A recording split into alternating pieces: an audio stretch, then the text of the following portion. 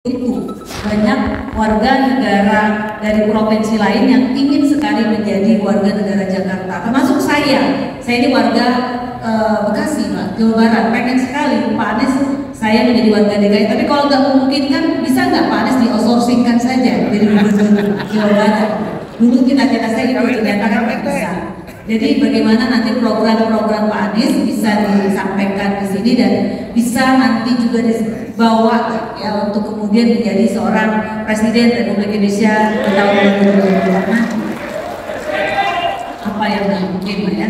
Lalu yang kedua, persoalan tadi disampaikan adalah bagaimana kita ini menghadapi undang-undang Cipta Kerja Omnibus Law yang sudah kita judicial review di 2021 lalu dan sudah ada putusan dari MK Mahkamah Konstitusi bahwa Undang-Undang Cipta Kerja Omnibus Law inkonstitusional bersyarat. Tapi 2022 lalu saya Presiden RI Pak Jokowi mengeluarkan Perpu Cipta Kerja.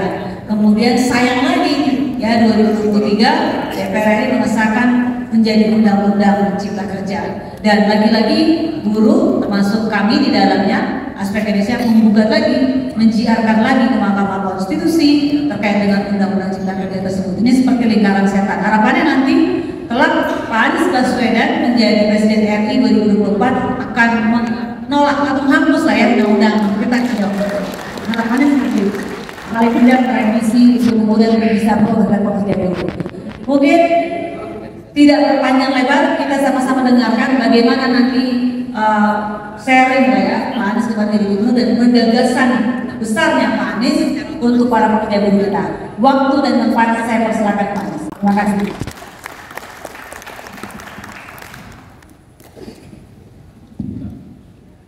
Mbak Mira, terima kasih banyak teman-teman semua. Assalamualaikum warahmatullahi wabarakatuh. Teman-teman para pegiat buruh kerja yang saya hormati, termasuk di sini para pimpinan-pimpinan yang hadir, kelihatannya yang hadir di sini semuanya ini biang-biangnya yang membuat berkembang biang-biangnya kumpul semua di sini. Pak Jokowi yang saya hormati, Ketua SPN, kemudian Pak Jumhur Hidayat, Ketua SPI, Mira dan semua saja terdaftarnya banyak ini sama ini mitra saya dari bertahun-tahun. Pak Didi mana dari tadi? Saya selalu panggil dia Pak Didi. Dan seluruh pimpinan saja yang panjang namanya di sini ada 17 deretan yang mohon izin tidak disebut nama satu persatu tanpa mengurangi rasa hormat. Pertama, saya ingin sampaikan terima kasih atas kesempatan untuk bisa berbagi dalam forum ini, sebuah kesempatan luar biasa berkumpul semua. Ini temanya luar biasa, menuju jaminan sosial semesta sepanjang hayat. Jadi dalam kesempatan ini saya akan bercerita sedikit tentang apa yang kami kerjakan di Jakarta sebagai referensi dan apa pendekatan yang digunakan. Jadi begini teman-teman, saya cerita sedikit ya tentang apa leadership. Berdiri.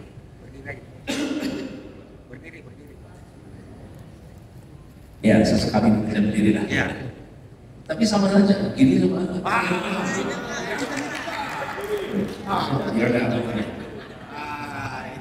Ini. Jadi ini pemahaman yang kami miliki tentang bagaimana ketika kita dapat amanat untuk memimpin. Kalau kita memimpin 5 orang, maka kita akan menentukan tugas untuk masing-masing orang. 5 orang ini. Si A tugasnya apa, si B tugasnya apa, C, D, E. Masing-masing ada tugas. Lalu timnya bergerak.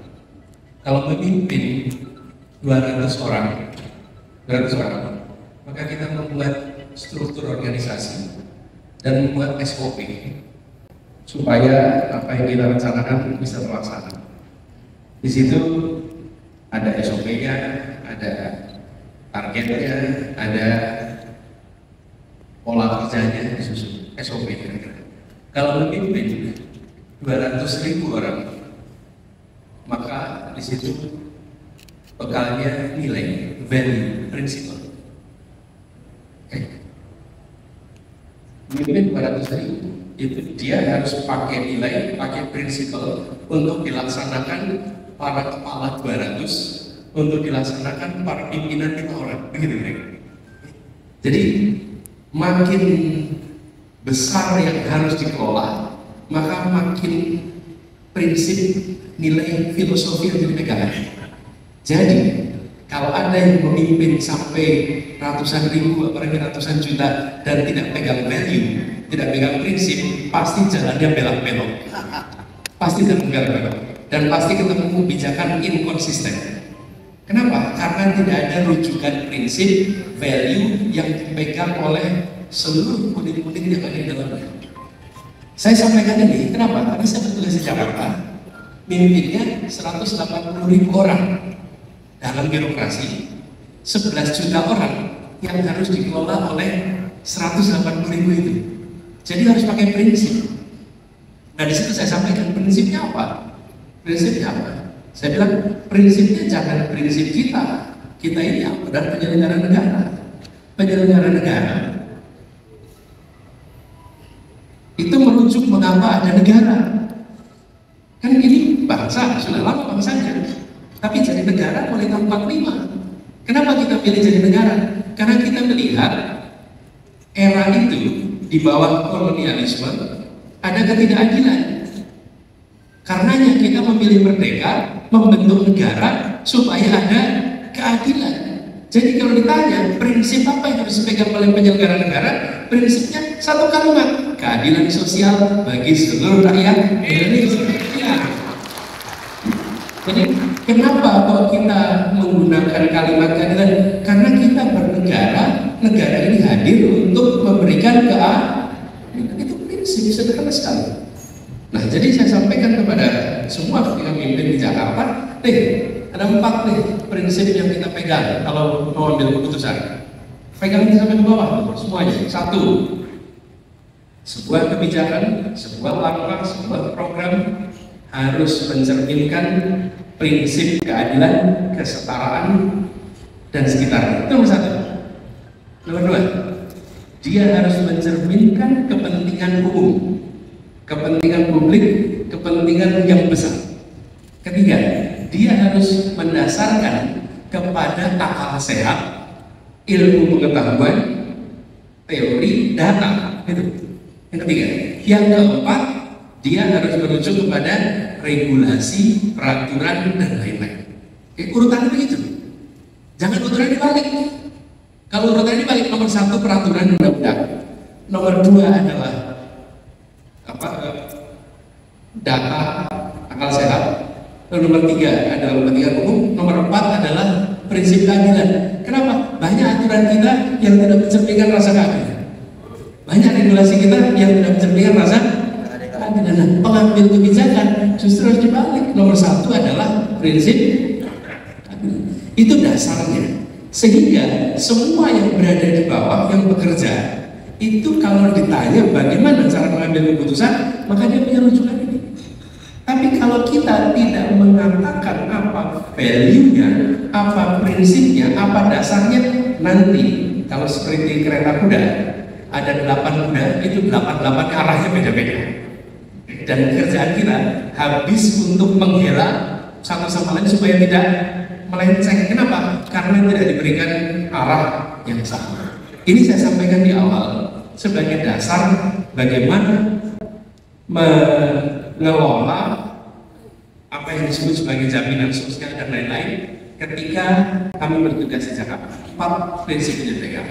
Nah, begitu dengan prinsip itu kami mulai bertugas di 2017. Hal pertama yang kami lakukan melihat kenyataan di Jakarta. Di Jakarta ini orang berkegiatan, ini salah satu Kalau bisa dibilang pusat perekonomian terbesar di Indonesia ya di kota ini. Jakarta itu menyumbang 18% dari GDP nasional. Jadi hampir 1/5 GDP itu sumbangannya dari Jakarta. Di sisi lain, di Jakarta ini kita menyaksikan bahwa hanya 70-an% atau berbalik 30-an% dari penduduk di Jakarta itu tidak punya jaminan kesehatan. Di sini pusat perekonomian, tapi di sisi lain, di sini juga 30-an% penduduknya itu tidak memiliki jaminan kesehatan. Jadi hal pertama, kita ingin sehat dan kita ingin apabila sakit tidak jadi miskin, tapi bila sakit negara turun tangan. Jadi langkah awal yang kita lakukan sesuai prinsip tadi justru memberikan jaminan kesehatan pada seluruh penduduk Jakarta. Saya coba cek datanya.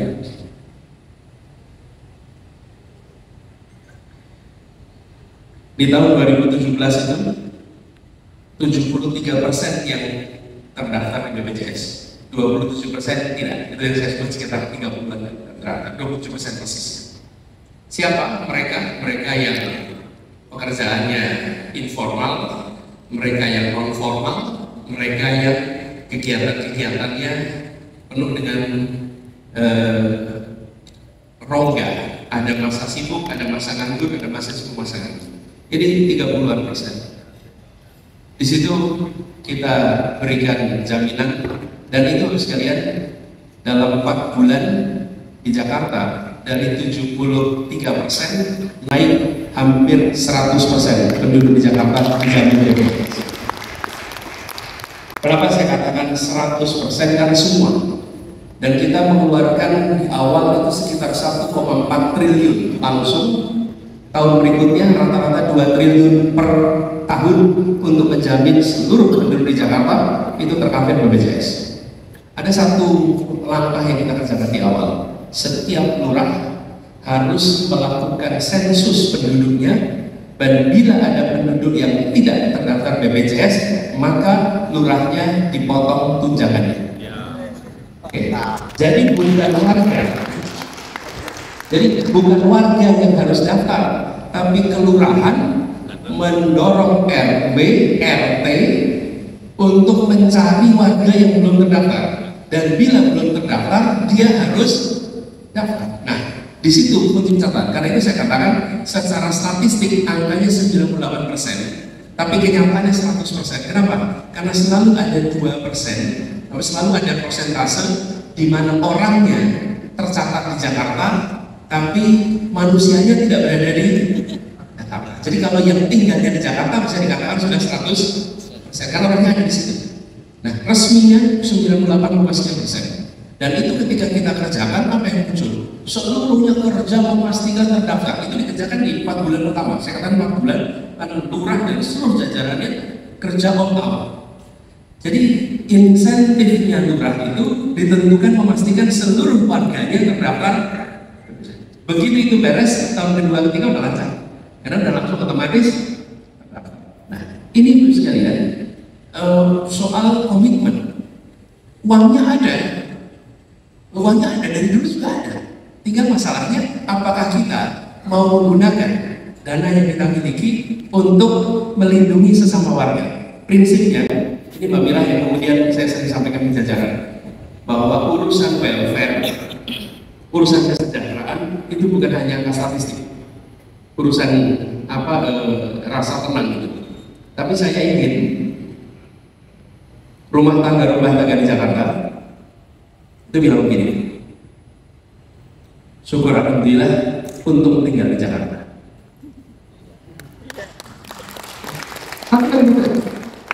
Jadi begitu dia bilang syukur alhamdulillah untuk tinggal di Jakarta, itu artinya kita memberikan perlindungan yang membuat mereka merasa berada di kota ini itu adalah sebuah berkah. Yang repot itu kalau gini, repot deh kita tinggal di Jakarta ini, menderita betul di Jakarta ini. Berarti kota ini itu tidak memberikan keberkahan kepada orang. Tapi kalau mengatakan syukur alhamdulillah untuk tinggal di Jakarta, itu artinya kita harus mengambil. Kenapa? Kota ini memberikan kesempatan untuk meningkatkan kesejahteraan, kota ini sudah menjadi eskalator sosial ekonomi bagi jutaan orang, tapi juga kota ini jangan lupa dia harus hadir menjamu mereka yang belum sempat naik kelas untuk bisa merasakan perlindungan dari negara. Itu harus kita. Jadi dengan prinsip itu maka kita turunkan terjemahannya. Apa terjemahannya? Kita menyaksikan di Jakarta ini salah satu masalah utama di masyarakat adalah biaya hidup tinggi. Biaya hidup tinggi itu salah satu keluhan masyarakat paling utama. Waktu kami mulai kampanye itu 3 masalah utama: 1 biaya hidup tinggi, 2 lapangan pekerjaan, 3 kesehatan. Itu paling 3 masalah utama. Kalau keempat ditambah pendidikan. Itu tema-tema yang ramai di sosmed, itu rutanya 10, 11, 12. Yang 3 ini jarang diramaikan di sosial media. Biaya hidup tinggi. Nah, biaya hidup tinggi itu, Bapak sekalian, komponennya adalah 1 biaya rumah tangga. Yang kedua adalah biaya mobilitas. Biaya mobilitas di Jakarta itu bisa sampai 20-30% pengeluaran keluarga itu untuk mobilitas. Sama yang pertama tadi biaya untuk operasional rumah tangga. Lalu apalagi ada biaya pendidikan dan lain-lain. Nah, yang masuk dalam unsur biaya ini, kami mendekatinya begini. Ada semacam persamaan. Kalau di rumah tangga itu ada aspek income dan ada aspek pengeluaran. Yang aspek income itu diselesaikan dengan memastikan bahwa ada peningkatan upah yang adil secara konsisten. Oke, itu memastikan bahwa upah meningkat. Tapi di sisi lain, negara juga harus mulai memikirkan bukan hanya aspek peningkatan upah, tapi mengurangi biaya hidup. Nah, mengurangi biaya hidup itu, disinilah kemudian subsidi itu masuk. Jadi subsidi itu supaya terjadi selisih yang positif antara income dengan pengeluaran. Bila pengeluaran itu diturunkan, maka insya Allah selisihnya bisa jadi tabungan. Bila income dinaikkan dan subsidi ditambahkan, pengeluaran berkurang, maka tabungannya akan menjadi lebih banyak. Kalau tabungan lebih banyak, mudah-mudahan bisa lebih sejahtera. Nah, ini yang kemudian kita perjuangkan. Di mana letak memperjuangkannya? Itu 1, mobilitas. Ada, tapi sebelum saya mobilitas, saya sebutkan kartu pekerja, kartu pekerja Jakarta. Ini unsurnya untuk mobilitas, kemudian untuk pangan bersubsidi, dan juga biaya pendidikan anak-anak lewat KJP. Jadi rumah tangga ini biaya hidupnya bisa ditekan karena negara memberikan bantuan kepada mereka. Ini yang posisinya sekitar UMP. Kemudian kita juga memastikan bahwa ada anak-anak yang mendapatkan kartu anak Jakarta, kartu Jakarta Pintar, dan juga bantuan untuk biaya pendidikan bila masuk sekolah swasta. Di samping kartu Jakarta Mahasiswa Unggul, kemudian kartu Jakarta Lansia, dan kartu penyandang disabilitas. Ini adalah bentuk-bentuk bantuan yang diberikan kepada keluarga-keluarga yang posisinya di dalam posisi UMP atau di bawahnya. Ini kita kerjakan supaya mereka bisa mulai melakukan tabungan dan berharap nantinya naik kelas. Ini kita kerjakan, jumlahnya agak banyak. Lalu teman-teman sekalian, ini nggak cukup di sini. Tentang tempat tinggal, saya ingin masukkan di sini kenapa kita mendorong program tempat tinggal juga. Di Jakarta ini, yang kelompok pendapatan sekitar UMP dan di bawahnya mereka bisa dapat bantuan berupa rumah susun yang mereka sewa. Yang kelompok sosial ekonomi kuat itu kebutuhan rumahnya ditangani lewat pasar. Itu pasar properti yang dalam menangani kelompok yang tengah ke atas. Semua jualan properti. Yang kerepotan adalah mereka yang pendapatannya di atas UMP tapi di bawah 15 juta. Itu paling susah cari rumah di Jakarta. Mau ikut mekanisme pasar tidak sanggup, mau ikut yang subsidi tidak layak. Karena mereka dianggap di atas yang layak untuk dapat subsidi, tapi mereka di bawah kemampuan untuk kredit lewat mekanisme pasar. Nah, rombongan yang di tengah ini nggak boleh dilupakan. Kenapa? Kami melihat berdekade-dekade kelompok ini dilewatkan di Jakarta. Ini yang paling susah naik kelas. Dan apa yang terjadi? Kelompok inilah yang paling banyak terlempar dari kota ini ke pinggiran Jakarta. Ini kelompok ini mau beli di Jakarta tidak mampu, mereka terlempar jauh. Ini rombongan yang kalau satu hari bisa menghabiskan waktu 4 jam di jalanan. Ini kelompok yang di tengah ini. Ini harus dibereskan. Disitulah kenapa muncul proyek atau program DP 0 rupiah. Mereka itu mampu bayar kredit tapi tidak mampu membayar DP. DP-nya hilang. Saya beri ilustrasi. Seorang kondektur bis di Transjakarta, dia sewa rumah apa kontrak kamar dengan keluarganya 1 bulan itu 1 juta. Itu kontraknya. Dia dengan 1 keluarga. Ketika lewat program DP 0 rupiah, dia bayar bulanannya 1,25 1/4 juta per bulan, tapi bedanya yang ini menjadi miliknya.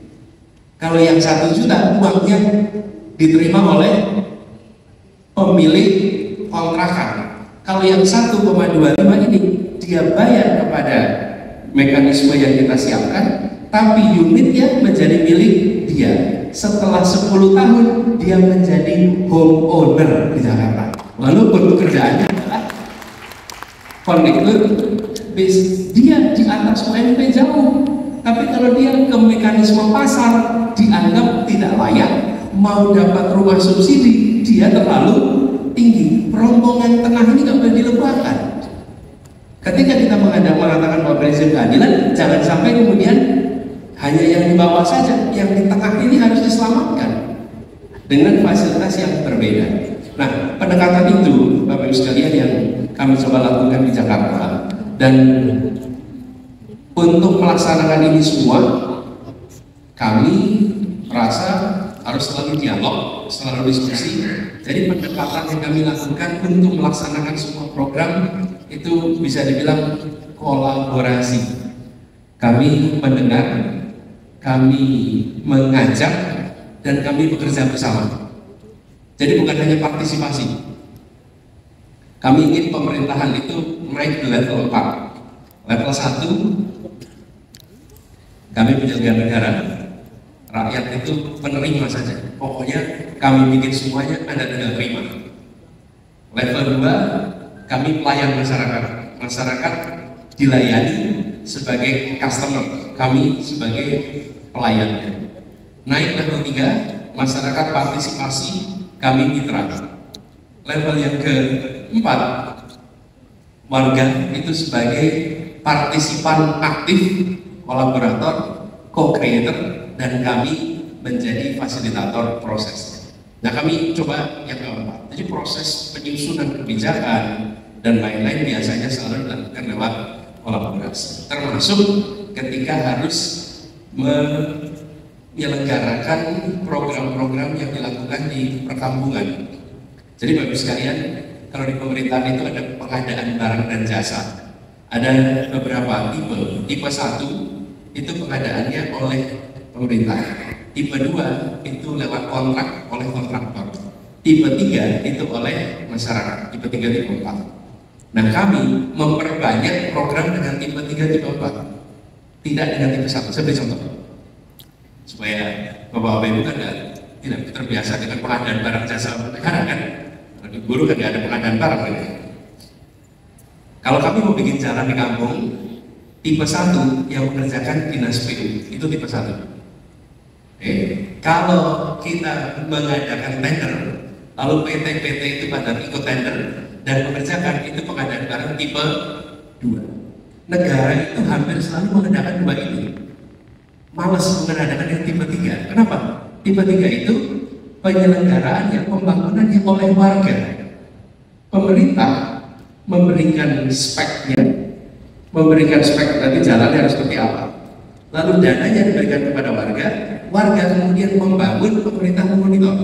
Nah, buat pemerintahan ini merepotkan.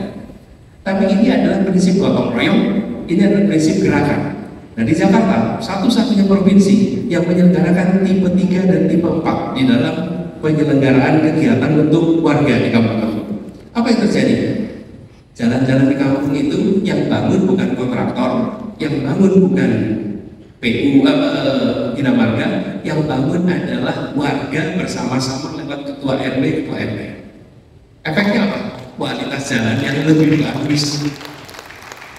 Jadi kalau dulu orang bangun jalan, warganya nonton, tambahin mohon maaf terganggu gitu ya, kita nonton. Kalau dengan proyek ini, dengan program ini, maka warga bangun, apa yang terjadi? Semennya ditambah, kualitasnya ditingkatkan, warga ikut ngisi di situ, ikut melaksanakan dan ikut menjaga, karena ini adalah proyek milik kita. Saya sering sampaikan, kenapa pendekatan yang kita lakukan? Republik ini tidak didirikan dengan prinsip program. Republik ini itu didirikan dengan prinsip gerakan. Jangan sampai gerakan itu hilang di dalam kita menyelenggarakan pemerintahan. Karena gerakan itu melihat negara tetap ada, tapi mengajak semua untuk terlibat dalam proses. Ini kita kerjakan dengan berbagai macam aktivitas, dari mulai makanan anak-anak sampai pembangunan kampung-kampung. Yang enggan siapa? Yang enggan itu birokrasi. Birokrasi yang enggan dengan ini. Kenapa? Karena proses pelaporannya, proses pemeriksaannya lebih repot dibandingkan kalau dikerjakan oleh PT lewat tender atau dikerjakan oleh dinas lewat prosedur yang dimiliki. Tapi bagi manfaat masyarakat, pendekatan yang tipe 3 dan tipe 4 itu jauh lebih baik. Bapak sekalian, saya ingin sampaikan di sini, berbicara tentang perubahan dalam pengelolaan pemerintah dan lain-lain, itu bukan sekedar tentang besaran subsidi, bukan sekedar besaran jaminan, tapi juga cara bekerja yang itu memberikan manfaat bagi masyarakat. Ini yang coba kami kerjakan di Jakarta kemarin. Alhamdulillah 5 tahun ini berjalan. Lalu terakhir, barangkali Bapak Ibu ingat ketika kita harus menetapkan UMP di Jakarta yang berbeda antara harapan kami dengan regulasi. Itu kejadiannya tahun 2021. Oh ya, benar. Keputusannya 21 ya, Oktober 21. Tapi eksekusinya untuk 1 Januari tahun 2022. Nah, itu tadi sekalian, ketika kita harus mengambil sebuah kebijakan keputusan, saya sampaikan 4 prinsip tadi. Ketika kami harus merujuk kepada regulasi yang tidak fair, saya sebenarnya tidak fair. Bahkan tahun 2020, banyak di antara kita yang tidak ingat 2020 pada saat pandemi. Pada waktu itu, UMP di Jakarta itu naiknya hanya 3%. Waktu itu saya katakan begini, kita tidak bisa hanya mengasumsikan seakan semua perusahaan mengalami kontraksi. Ya, restoran, hotel, memang kontraksi. Tapi apotek, perusahaan-perusahaan kesehatan itu enggak kontraksi, ekstraksi itu mengalami pembesaran luar biasa. Pabrik masker itu panennya luar biasa. Pabrik alat-alat kesehatan meningkat pendapatannya. Kenapa buruh di pabrik-pabrik kesehatan tidak boleh merasakan peningkatan UMP-nya? Mereka harus bisa merasakan peningkatan upahnya. Bagi perusahaan yang memang anjlok, karena itu Jakarta, mungkin Jakarta satu-satunya provinsi yang menerapkan kebijakan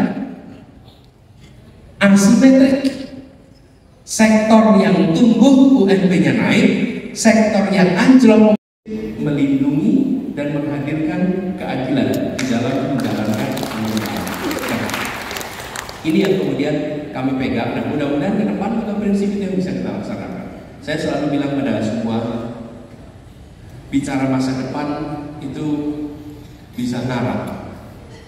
Yang mengatakan tentang masa depan tidak perlu pakai dasar, yang menentang tidak punya dasar. Sama-sama bicara tentang masa depan, tapi prediktor tentang masa depan adalah masa lalu. Itu prediktor. Kalau mau lihat masa depan bagaimana, lihatlah masa lalunya. Jadi saya mengajak, lihat aja Jakarta kalau mau lihat masa depan. Dari situ kita bisa memprediksi kira-kira di depan seperti apa. Itu aja.